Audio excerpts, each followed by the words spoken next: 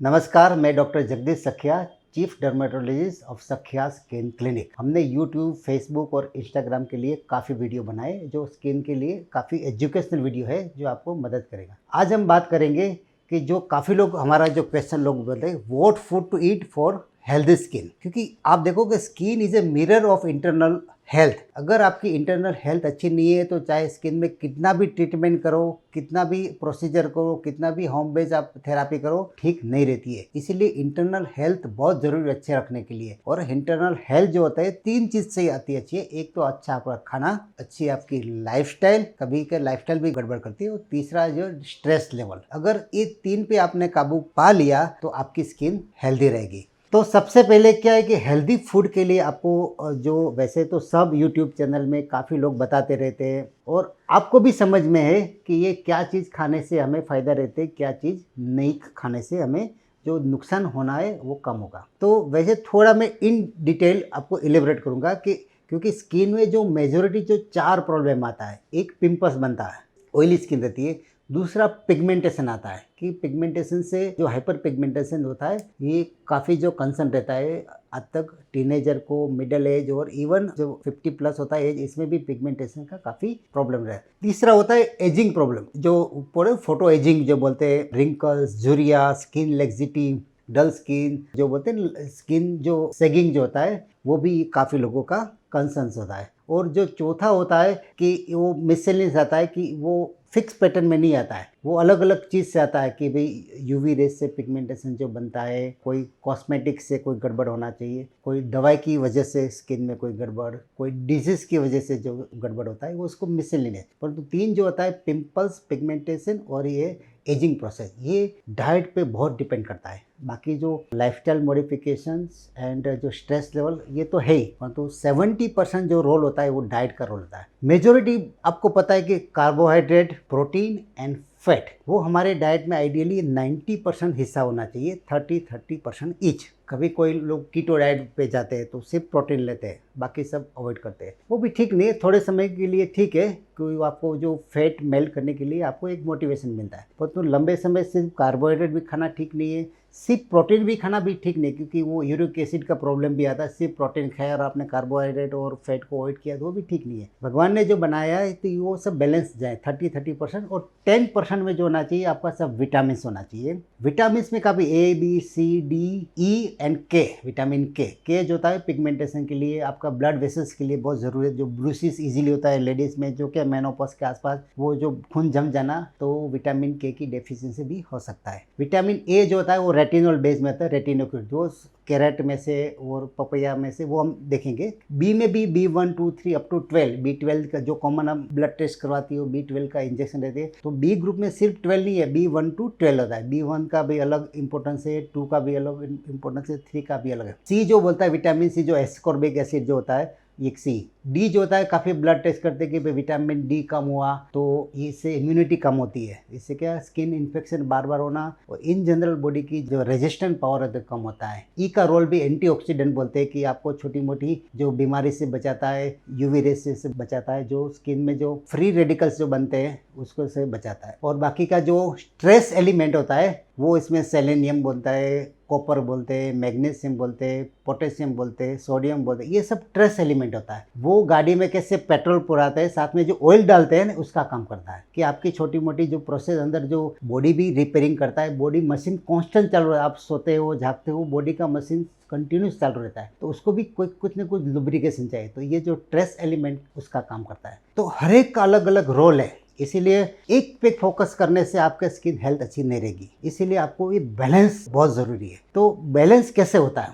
आप सुबह ब्रेकफास्ट से, फिर आपका लंच, फिर जो सपर मिस आफ्टरनून में जो लेते हुए, और डाइट, डिनर एंड रात को जो सोने से पहले रहते हैं, इसमें मॉडिफिकेशन बहुत ज़रूरी है। तो सबसे पहले हम सुबह से चालू करते हैं। तो इसमें ये मल्टीविटामिन फ्रूट का जो जूस आता है बहुत इफेक्टिव। वैसे होल फ्रूट तो सबसे इफेक्टिव, क्योंकि साथ में आपको फाइबर भी मिलता है। परंतु आज की फास्ट लाइफ स्टाइल में क्या लोगों के पास टाइम नहीं है, तुरंत निकल जाते हैं, तो ये मल्टी फ्रूट का जो जूस होता है वो इफेक्टिव है, तो वो एक ग्लास ले सकते हैं। इसके बाद स्प्राउट जो होता है ना, वेजिटेरियन के लिए बेस्ट सोर्स ऑफ प्रोटीन होता है, क्योंकि प्रोटीन नॉन वेज में काफ़ी ऑप्शन है, एग से लेके मीट, काफ़ी चीज़ होता है कि इसमें आपको प्रोटीन मिलता है। वेजिटेरियन में paneer and sprout the richest source of protein होता है। तो बच्चे को भी अब हैबिट डालना चाहिए, क्योंकि बच्चे क्या होता है शुरू में ये अभी जब से फास्ट फूड आ गया तो ये सब नहीं खाते, क्योंकि इसमें एनर्जी, इसमें एफोर्ट करना पड़ता है, चबाने से लेके उसको डाइजेशन में भी थोड़ा प्रॉब्लम रहता है अगर आपने कभी नहीं खाया। और बच्चे को सिखाने के लिए जो बच्चे क्या एडवाइस से नहीं मानते, वो देखते हैं, वो ऑब्जर्वेशन करते हैं,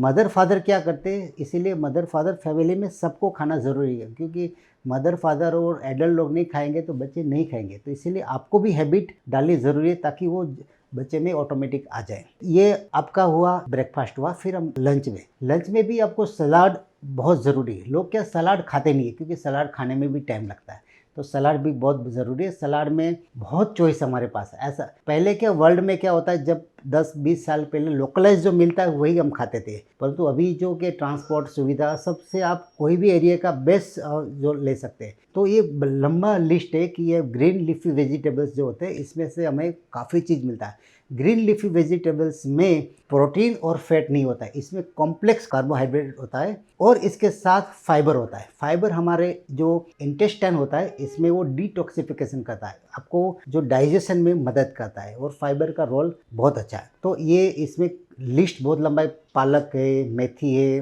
कॉलीफ्लावर बोलते हैं, कैबेज बोलते हैं, लंबा लिस्ट है, परंतु जो आपको सूट है वो आपको खाना जरूरी है। और आपको रोटेशन में, ऐसा नहीं कि एक ही ग्रीन लीफी वेजिटेबल्स हमेशा खाएं। इसके साथ जो साग भाजी होती है, इसमें जो अलग अलग टाइप का जो सब्जी बनाते हैं वो भी वेरिएशन में बच्चे को हैबिट पड़ना जरूरी है, क्योंकि लोग क्या करते हैं वो सब्जी खाते ही नहीं है, उसको बस सीधा बस पंजाबी चाइनीज जो होता है, पंजाबी में भी काफ़ी लोग ऑयल इतना डालते हैं और पनीर फिक्स रहता है। इसमें भी आपको ग्रीन लीफी वेजिटेबल्स की सब्जी बनानी बहुत ज़रूरी है, कच्चा भी खाना और उसकी सब्जी बना के भी खाना है। और डेली एक स्प्राउट होना ज़रूरी है, साथ में कोई कठोल का सब्जी ज़रूरी है। तो एक वेजिटेबल्स का सब्जी, एक कठोल का सब्जी, थोड़ा सलाद, एंड बाद में अगर राइस भी खा सकते हो, दाल में भी आपको प्रोटीन मिलेगा। तो ये बोलते हैं बैलेंस डाइट, तो ये ज़रूरी है।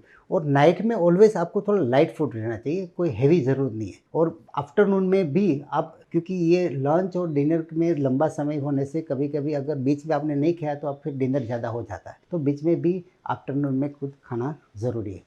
और साथ में 8 से 10 गिलास पानी पीना भी इतना ही जरूरी है, क्योंकि हाइड्रेशन ठीक नहीं रहा, जो ऑयल, वाटर और हीमोग्लोबिन तीनों चाहिए, तीनों में से एक भी गड़बड़ हुआ, किसी को का पसीना बहुत होता है, पानी बहुत निकलता है, वो ऑयल नहीं है तो स्किन एलर्जिक सेंसिटिव होती है। उसके अलावा पसीना नहीं होता है, ऑयल बहुत बनता है तो पिंपल्स करता है। जब दोनों नॉर्मल होता है और हीमोग्लोबिन कम होता है, चाहे कितना भी गोरे होते हैं, परंतु चेहरे में वो जो ग्लो नहीं आता, फिक्के लगते हैं ना, काफ़ी लोग एकदम फेयर होते हैं पर स्किन में बेजान रहती है। तो तीनों चाहिए। हीमोग्लोबिन आपको 10-11 से ऊपर होना चाहिए, 12-13 एडवाइजेबल है, 14 भी है। स्पोर्ट्स पर्सन को देखो, जो चाहे कोई ट्रीटमेंट नहीं करवाते, कुछ भी नहीं करवाते, परंतु वो लोगों का क्या ब्लड सप्लाई इतना अच्छा रहता है ना, उसका बोलो फेरेटिन लेवल इतना अच्छा होता है, 200 से ऊपर होता है, तो स्किन ऐसे ही ग्लोइंग रहती है। तो फैट, आपका वाटर एंड आयरन, ये बहुत ज़रूरी। तो अभी हम धीरे धीरे ये विटामिन ए कहाँ से मिलते हैं, बी कहाँ से मिलते हैं, थोड़ा ये डिस्कशन करेंगे। विटामिन कहाँ से मिलता है? कैरेट, पपैया जो बोलते हैं, मैंगोस में भी बहुत होता है। सबसे ज़्यादा जो रिसोर्स सोर्स जो होता है ये हमारा जो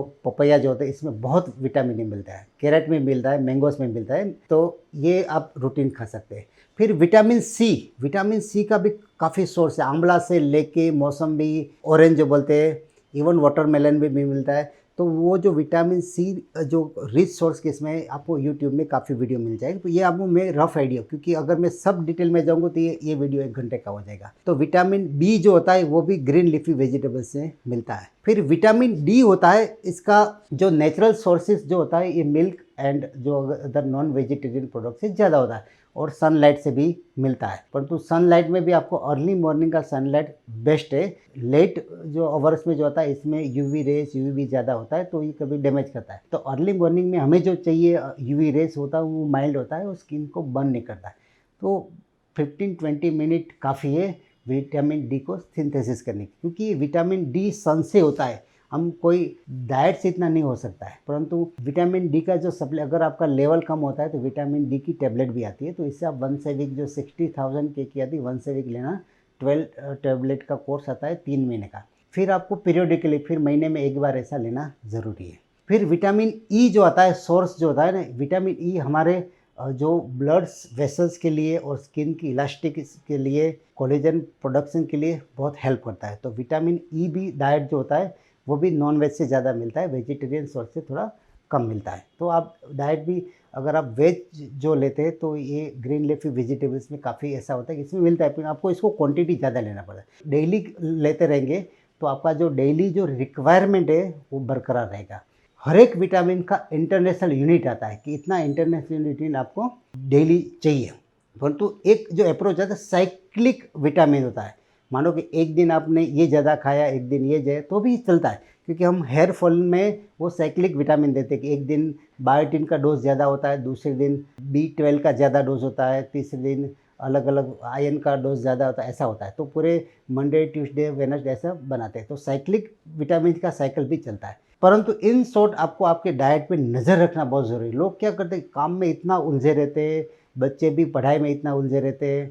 अभी तो फेसबुक, यूट्यूब इतना वो मिस सोशल मीडिया का इतना एक्सेस हो गया, तो खाते खाते भी ये साथ में लेते हो। तो आपको कौन सा खाना खाते हो आपको समझ में नहीं आया, कौन सी क्वांटिटी लेना चाहिए, कौन सा डाइट लेना चाहिए। और तकलीफ ज़्यादा किसको रहता है, जो ट्रैवल ज़्यादा करते हैं, इसको लिए प्रॉब्लम ये ज़्यादा आता है। एक को जो नींद की साइकिल है वो भी डिस्टर्ब हो जाती है, तो डाइजेशन में भी ये प्रॉब्लम आता है। एंटीऑक्सीडेंट डाइट बहुत ज़रूरी है। एंटीऑक्सीडेंट क्या होता है, हम जैसे गाड़ी में आप पेट्रोल डालते हो तो धुआं कैसे बनता है, वैसे भी हम जो भी खाना खाते हैं तो इसकी एंड प्रोडक्ट बनती है। तो वो एंड प्रोडक्ट जो बनते हैं वैसे यूरिन और स्टूल में निकल जाती है, पर काफ़ी चीज़ ऐसी थी बॉडी में वो एक्यूमुलेट होती है। इसमें एड ऑन होता है, पॉल्यूशन भी आता है, काफ़ी क्या बोलते हैं कि जो केमिकल्स जो होता है वो भी खाने में भी आता है, सांस भी लेते हैं वो अभी स्किन के कांटेक्ट में भी आता है, तो ये पानी में भी आता है। तो बॉडी में काफ़ी टॉक्सिन अलग अलग स्वरूप में जाते हैं। तो फिर इसको डिटॉक्सिफिकेशन कौन करेगा, तो हमारी बॉडी की इम्यून सिस्टम ही करेंगे। इम्यून सिस्टम को बूस्टअप कौन करेगा, क्योंकि बॉडी की इम्यून सिस्टम को हमेशा लड़ना ही पड़ता है। आप सोते हैं जागते हैं, वो इम्यून सिस्टम आपको प्रोटेक्ट करते रहेगी। अगर आपने गाड़ी लिया, टाइम टू टाइम सर्विस नहीं किया, तो गाड़ी कैसे ख़राब होती है। लोगों को हार्ट अटैक आता है, कैंसर आता है, काफ़ी बीमारी आता है। वो बीमारी ओवरनाइट वाली नहीं है, ये धीरे धीरे धीमा जहर है, स्लो पॉइजन है। तो अगर आपने उसको ठीक नहीं किया तो ये बीच में वो जो बोलते हैं फिर बॉडी शट डाउन होता है। एक मेंटेनेंस शट डाउन होता है, एक इमरजेंसी से शट डाउन होता है। इमरजेंसी शट डाउन में कोई तैयार नहीं होते। जब मेंटेनेंस शट डाउन में पूरी फैक्ट्री को पता होता है कि भाई आज मेंटेनेंस शट डाउन है तो आप सब क्लीन करना।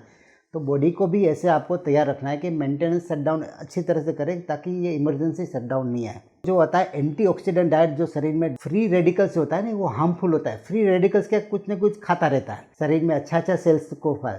और एंटीऑक्सीडेंट जो फूड होता है वो ये फ्री रेडिकल को डिस्ट्रॉय कर देते हैं, शरीर में न्यूट्रलाइज कर देते हैं और शरीर से निकाल देते हैं। तो फ्री रेडिकल्स निकालने के लिए जो एंटीऑक्सीडेंट डाइट, इसमें सबसे ज़्यादा विटामिन ए रिच होता है, विटामिन सी रिच डाइट होता है, और विटामिन ई। ये सब क्या करते हैं, क्लिनजिंग का काम करता है। जो अगर फाइबर वाला डाइट आपने नहीं खाया तो आप जो विटामिन वाला खुराक खाते हैं वो बॉडी में एब्जॉर्ब ही नहीं होता है। काफ़ी लोग हमें बोलते हैं कि मैं तो विटामिन सी वाला बहुत खुराक खाता हूँ, मैं आयरन वाला खाता हूँ, पर वो कहाँ जाता है समझ नहीं आता है। इसको डाइजेशन ठीक नहीं, क्योंकि जो भी डालता है पेट में उसको ब्लड सप्लाई के साथ जुड़ना ज़रूरी है। तो वो फाइबर जो काम करता है वो आपको जो भी आप इंटेक करते हो खुराक को, ये आपको ब्लड सर्कुलेशन में भेजेंगे। वही तो हमारा काम है, क्योंकि लोग पूरे दिन पढ़ते हैं पर याद कुछ नहीं रहता है। वैसे मैं बोलता हूँ खाना बहुत हम अच्छे खाते हैं, पर कहाँ जाता है समझ में। तो ये डाइजेशन नहीं ठीक है। तो डाइजेशन के लिए फाइबर युक्त खुराक बहुत ज़रूरी है। कोकोनट वाटर जो होता है स्किन के लिए बेस्ट है और इंटरनल सिस्टम के लिए भी बेस्ट है, क्योंकि लीवर जो होता है ना, जो भी हम खाना खाते हैं लीवर का जूस से जो बनता है, इसको डाइजेशन। लीवर हमारी क्लिनजिंग सिस्टम है। अगर लीवर ठीक से नहीं रहा ना तो फिर धीरे धीरे पूरी सिस्टम ये गड़बड़ होती है। लीवर किडनी हमारे लिए बहुत वाइटल पार्ट है। किडनी क्या करते हैं, बाहर निकालता है शरीर से, और जो लीवर है उसको ये क्या बोलते हैं, क्लिनजिंग करता है। तो लीवर को प्रोटेक्ट करने का डाइट, प्रोटीन जो स्प्राउट जो होता है ये, और green leafy vegetables. In short आपको समझ राजसिक खुराक और तामसिक खुराक। तामसिक खुराक क्या करते हैं, वो तामसी में स्पाइसी जो गड़बड़ वाला है, ये इम्यून सिस्टम को सबको खराब करता है। राजसिक खुराक मीन्स राजा महाराज कैसे खाते हैं वैसा खुराक खाना चाहिए। तो राजा महाराज वाला जो बोलते हैं ये बैलेंस डाइट होता है। और तामसिक खुराक जो होता है जिसका उग्र स्वभाव होता है, तो ये लोग ज़्यादा तामसिक खुराक खाते हैं। तो तामसिक खुराक हमें नहीं खाना है, राजसिक खुराक खाना है। तो राजसिक खुराक में मैंने बोला ये सब होना है। तो इन शॉर्ट आपका कार्बोहाइड्रेट, प्रोटीन और फैट बुरी नहीं है। आपको बार बार तले हुए, आप बाहर जो खाते हैं ना एक ही तेल से वो 3-4 बार करते हैं। ऐसा नहीं कि वो एक बार तेल में वो कर दिया फ्राई और फिर फेंक दिया, ऐसा नहीं। वो तो ओवरनाइट हफ्ते भर चलता रहता है। तो बाहर वाला जो फ्राई वाला हो सके चीज़ अवॉइड करना। फैट में भी गुड फैट आता है। कोलेस्ट्रॉल में हमें बैड कोलेस्ट्रॉल और अच्छा कोलेस्ट्रॉल, जो हाई डेंसिटी जो होता है वो गुड फैट होता है, और जो कोलेस्ट्रॉल और लिपोप्रोटीन जो सब आता है ना अल्ट्रा लो डेंसिटी वाला, वो हार्मफुल होता है। तो फैट भी, घी जो होता है ना, घी खराब नहीं है, घी बहुत अच्छा है। घी अगर आपने टाइम मीन्स वो जुडिशली विवेकपूर्ण उसको घी को यूज़ किया तो घी बॉडी के लुब्रिकेशन, आपको जॉइंट, इवन स्किन, आपका हेयर वो हेल्दी रहता है, क्योंकि स्किन में हेयर, नेल और स्किन तीनों चीज़ के लिए विटामिन ए, आपका अच्छा फैट एंड प्रोटीन, क्योंकि हमारा जो बाल होता है 90% जो केराटिन है ये प्रोटीन से बनता है, और हम प्रोटीन खाते ही नहीं तो बॉडी अंदर अपने आप कितना सिंथेसाइज करेगी, तो वो बॉडी फिर थक जाता है। हेयर फॉलिंग का जो मेजॉरिटी कोज होता है वो इम्बेलेंस डाइट होता है। हाँ, लाइफस्टाइल मॉडिफिकेशन, थोड़ा जेनेटिक्स से होता है, ये कंट्रीब्यूटिंग फैक्टर जरूरी है, परंतु जो होता है डाइट इसमें 70% आपको रोल अदा कर रहा है। तो आशा रखता हूँ कि आपको ये वीडियो अच्छा लगा, और फिर भी आपको कोई भी आपको हेल्प की ज़रूरत है हमें ज़रूर बताइए। हमारा डॉक्टर और मैं आपको आंसर देने के लिए ऑलवेज रेडी हूँ। Thank you very much.